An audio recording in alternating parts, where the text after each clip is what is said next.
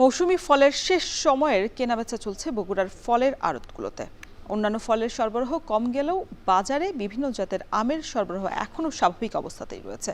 এ বিষয়ে বিস্তারিত জানাতে বগুড়ার তিন মাথা এলাকার ফলের আড়ত থেকে যুক্ত হয়েছেন রাজীব সেলিম। সেলিম, বাজারে ফলের সরবরাহ এবং ফলের দরদাম কেমন দেখছেন, বিস্তারিত জানাবেন।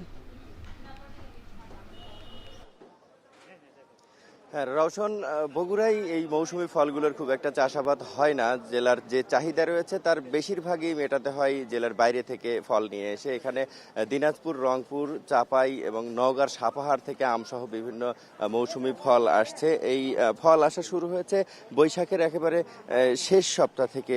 এই আম, জাম, লিচু, কাঁঠাল এই ফলমূলগুলো আসছে। তবে এখন পর্যন্ত বাজারে সবচেয়ে বেশি আম রয়েছে এবং অন্যান্য ফলের সরবরাহ অনেকটাই কমে গেছে, যেমন জাম, লিচু এইসবের আর দেখা মিলছে না এই ফলের আড়তগুলোতে। তবে আম আসছে এখন পর্যন্ত নওগাঁর সাপাহার থেকে যে আমগুলো আসছে সেই আমগুলোতেই বাজার ভরে আছে। এই বগুড়ার যে আড়তে রয়েছে এই আড়তে সকাল থেকেই বেচাকেনা শুরু হয়, 12টা সাড়ে 12টা পর্যন্ত জমজমাট বেচাকেনা চলে।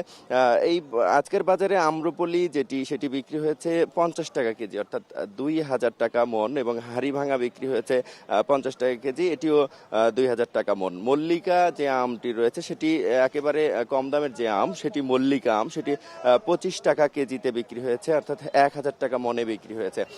আমের ফলের বাজারে আসলে আমের আধিপত্য এখনো রয়েছে, তবে কিছুটা নতুন ফল ঢুকেছে, যেমন আনারস। টাঙ্গাইলের মধুপুর থেকে গেল সপ্তাহখানেক ধরে আনারস আসছে, যার এক একটি আনারস 2 কেজি ওজনের যে আনারসগুলো রয়েছে সেগুলো প্রতিটি আনারস বিক্রি হচ্ছে 80 থেকে 100 টাকায়।